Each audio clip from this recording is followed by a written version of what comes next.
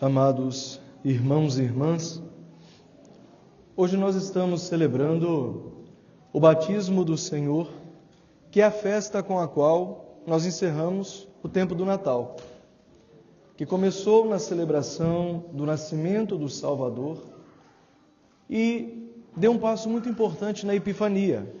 Nós sabemos, a Epifania é a manifestação de Jesus. Jesus foi apresentado àqueles magos vindos do Oriente que vieram para adorá-lo. E eu não sei, aqueles que puderam participar das missas, após a Epifania, se depararam na liturgia da palavra com várias passagens onde Deus apresenta Jesus a nós, onde Deus explicita quem é Jesus. E hoje, na festa do batismo, então, a gente vai ver exatamente o momento em que Deus torna claro e fácil para que todos entendam. Jesus é o seu Filho enviado.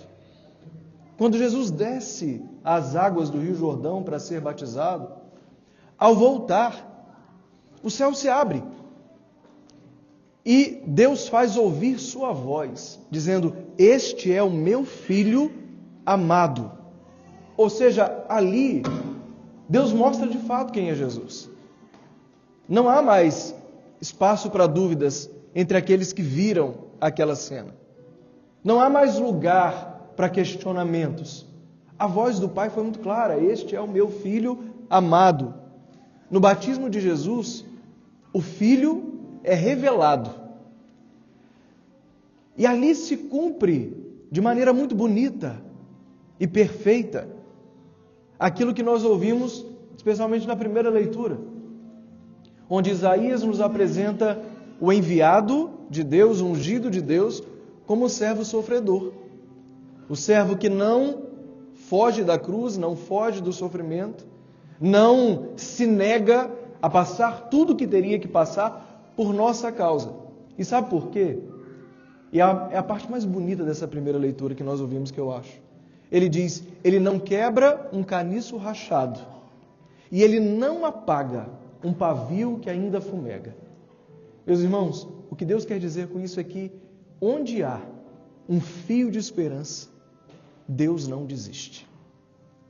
Você pode estar rachado, Deus não quebra você, Ele te reconstrói. Pode ter apenas um fio de fumaça, Deus vai reacender a chama do amor dele no seu coração. Deus nunca desistiu de nós e nunca vai desistir. E esses dois exemplos de como o servo de Deus, o enviado do Senhor, opera na nossa vida, meus irmãos, é uma grande palavra de esperança para mim e para você. Ainda que nós não vejamos mais um horizonte de esperança, Deus tem uma graça para a nossa vida. Ainda que nós olhemos para a nossa realidade e não consigamos enxergar nada muito lá na frente, ainda que os nossos olhos tenham sido, como eu posso dizer, não tapados, mas às vezes como que nuvens, à nossa frente, Deus tem, para além dessa neblina, um horizonte de luz e de vida. E Jesus Cristo veio exatamente para restaurar o mundo que estava rachado. Jesus veio exatamente para restaurar a humanidade que tinha sido não quebrada totalmente, mas ferida, e uma ferida de morte. Jesus Cristo então vem exatamente quando entra no mundo, Ele entra para restaurar isso. Ele entra para reacender a chama daquele pavio que está... Aliás, existe até uma experiência física, eu não sei se vocês já tiveram a curiosidade de fazer, quando vocês estiverem com uma vela, quando você apaga a vela, naquela fumacinha que sai, se você bota o fogo em cima, ela acende de novo, É exatamente isso que Jesus faz conosco. A gente às vezes chega só com fumaça, e Ele tem o fogo do Espírito Santo para reacender as nossas vidas. A gente está ali naquele último fio, e Deus tem a esperança. Deus nos renova a esperança. Onde para nós só há escuridão, a luz de Cristo brilha. Onde para nós já não há mais esperança, Ele se torna real, Ele faz concreta a salvação para cada um de nós, meus irmãos. E Ele faz isso assumindo de fato a nossa humanidade, assumindo de fato quem nós somos, entrando na nossa vida, mas entrando de verdade. Ele não só vem caminhar ao nosso lado para dizer eu estou aqui. Não, Ele vem para viver tudo que nós vivemos, para nos dizer eu sei o que você passa. Eu sei a sua dor, eu conheço. Eu sei tudo que você sofre. Eu senti frio, eu senti a dor. A única coisa que eu não fiz foi pecar, mas eu peguei o seu pecado para mim. Jesus Cristo, na sua encarnação, faz isso, meus irmãos. Ele não só assiste de longe, Ele vive conosco a vida. E no batismo, Ele nos dá essa grande prova de que está ao nosso lado o tempo todo, como um de nós. Ao chegar Jesus para ser batizado, olha só, João fala, como? Eu não posso te batizar, eu que tenho que ser batizado. Eu que tenho que ser batizado por você. E Jesus fala para ele, olha, por hora, deixa como está. Me batiza porque eu vim para fazer tudo. Eu vim para assumir tudo. E eu quero passar por todos os processos. Eu vou fazer tudo com vocês. Eu não vou me destacar por tudo aquilo que eu já abri mão para estar ao seu lado, não. Eu vou passar por tudo que você passa. Meus irmãos, o batismo de Jesus é uma grande lição para cada um de nós, como é de fato ter compaixão de alguém. Ainda que você não seja o dono do problema, ainda que você não seja aquele que passa pela situação, diante da dor de alguém, esteja ao lado de alguém. Entre com ele naquela batalha, esteja junto. Ainda que não seja seu o problema, mas faça como Cristo, mergulhe na vida de quem precisa de você, na vida de quem hoje precisa da sua presença. Não negligencie algo que Deus colocou na sua vida. Talvez por você não ser aquele que passa pela dor.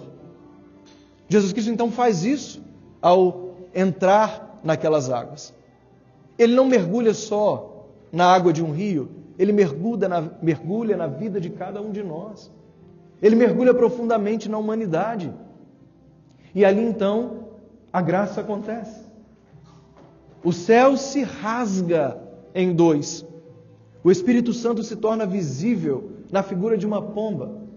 E o Pai então pronuncia do céu, eis o meu Filho. O Pai revela que Jesus é o Filho.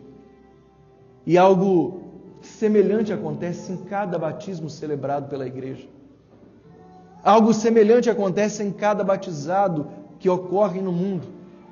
A gente não vê o céu se abrir, mas na verdade naquele momento o céu se abre.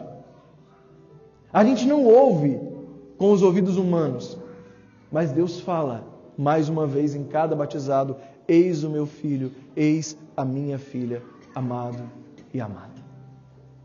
Essa é uma graça que acontece sem que a gente mereça. A graça do sacramento é exatamente isso. Acontece pela santidade de quem o realiza, não pela dignidade de quem o recebe. Cada sacramento que nós recebemos pela igreja é efetivo, é real, é concreto, se realiza não porque nós somos bons, mas porque Deus que realiza cada um deles na nossa vida.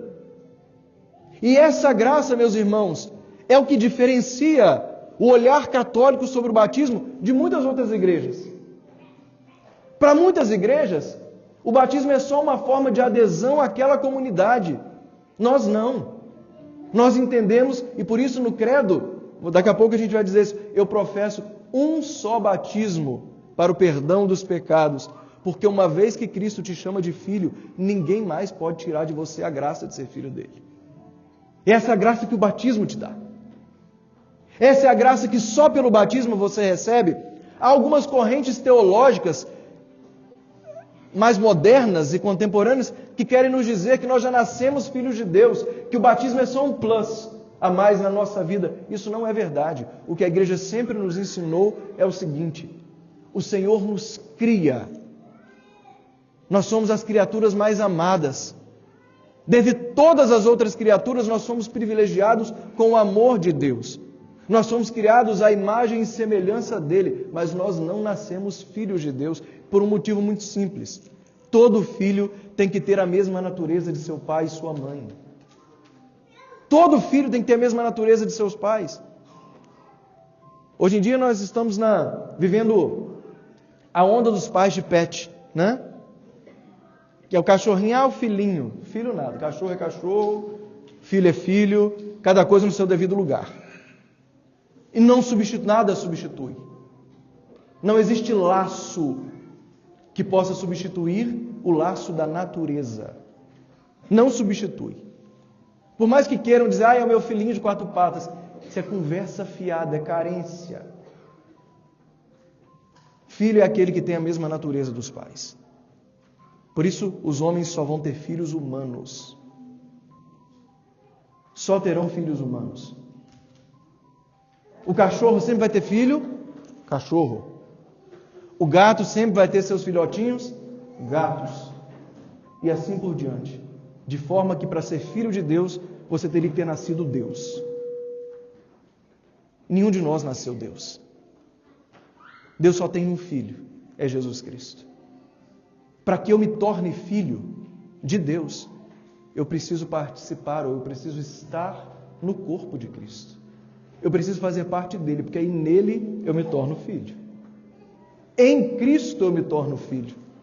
E aí é que entra o batismo, que é a única forma pela qual nós nos tornamos filhos de Deus. Porque é pelo batismo que nós entramos no corpo de Cristo, que é a igreja. É pelo batismo que nós fazemos parte do corpo. São Paulo nos ensina isso. Jesus Cristo é a cabeça e a igreja é o corpo. Uma cabeça que não está ligada ao corpo não pode estar viva, não é mesmo?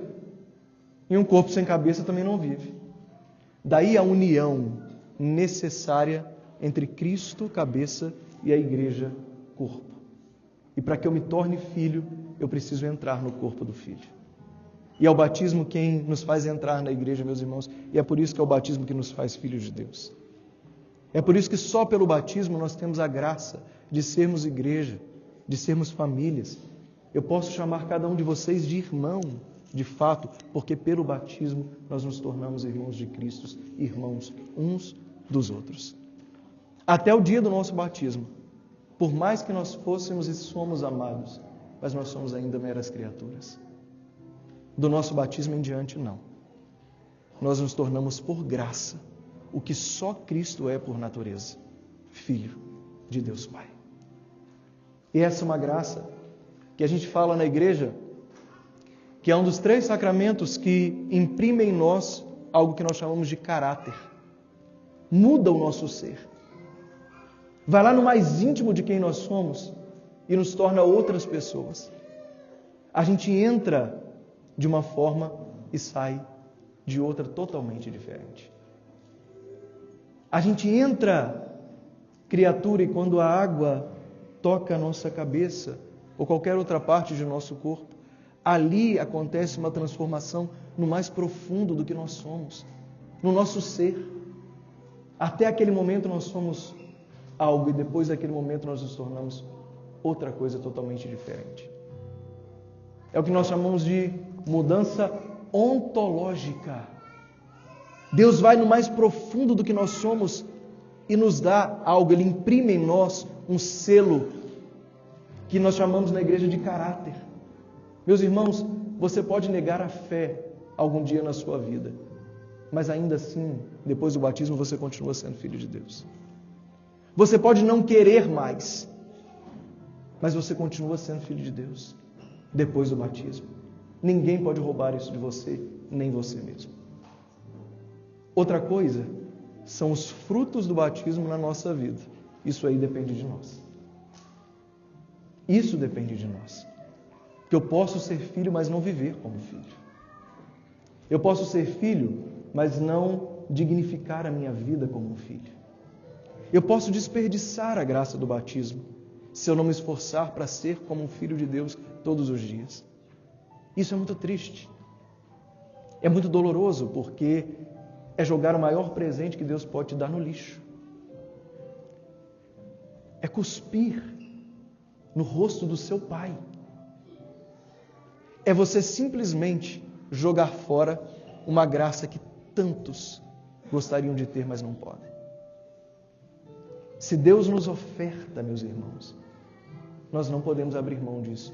E é exatamente por esse motivo que desde o início da igreja, nas primeiras conversões, quando a igreja começa a se difundir, a ser propagada.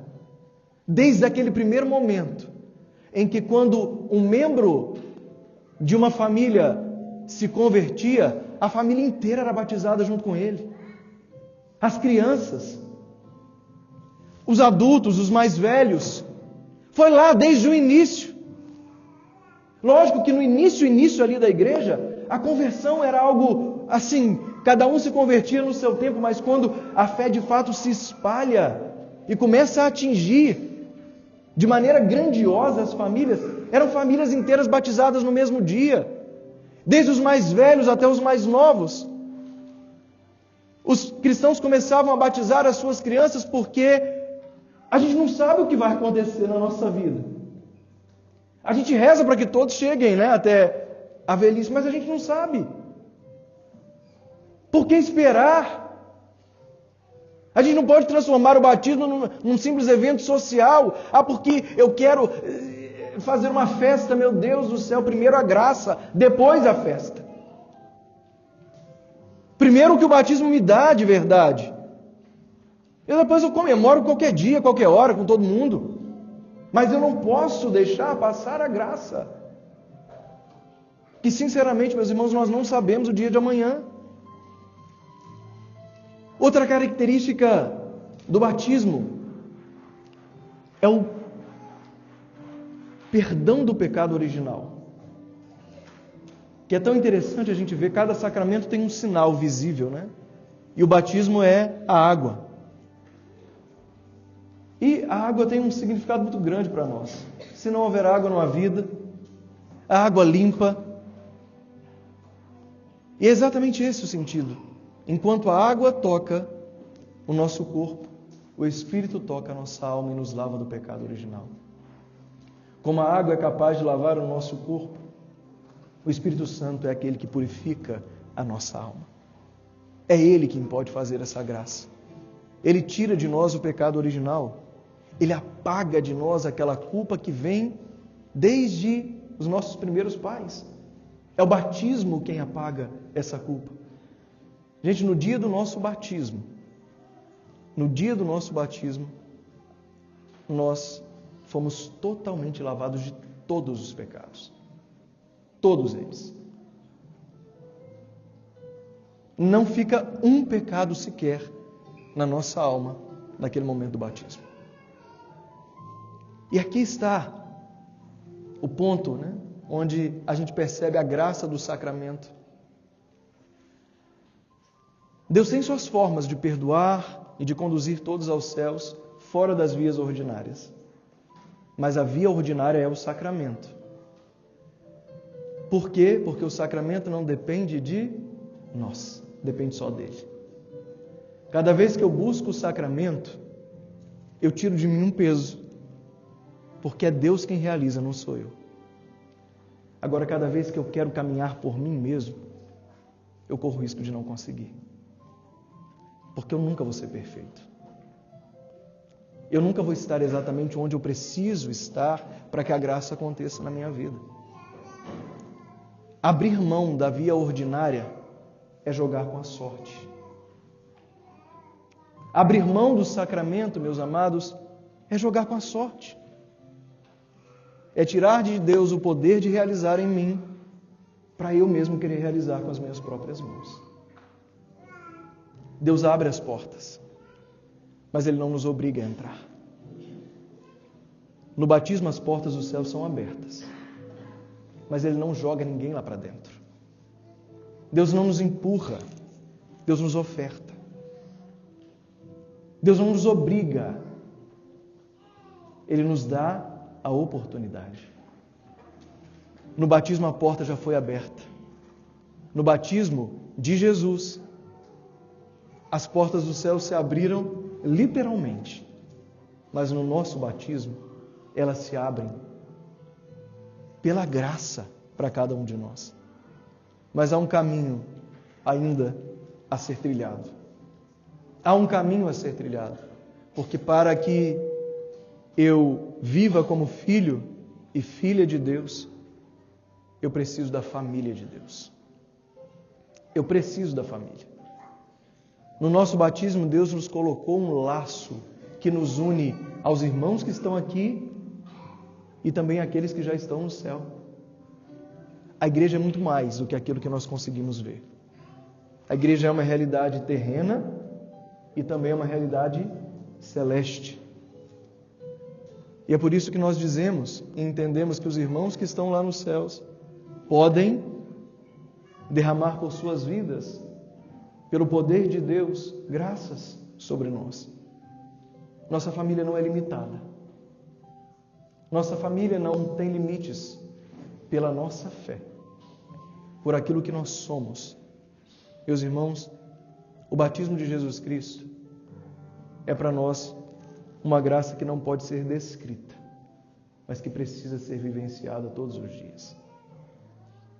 Não dá para a gente descrever tudo o que o batismo de Jesus realizou na história da nossa salvação.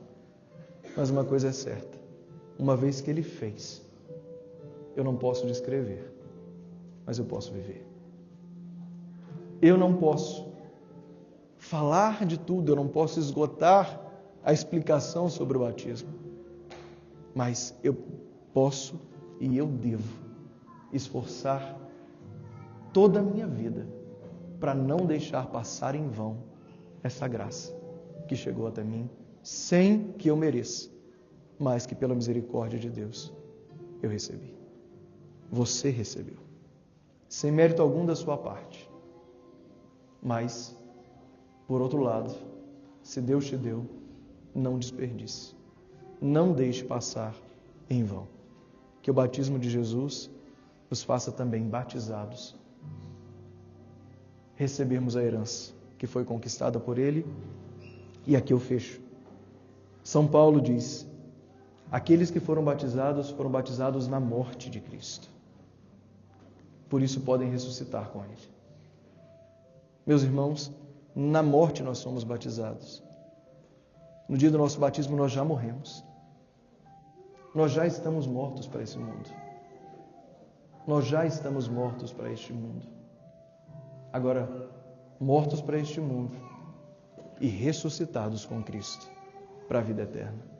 Caminhamos com os nossos pés no chão, mas os nossos olhos no céu. Amém.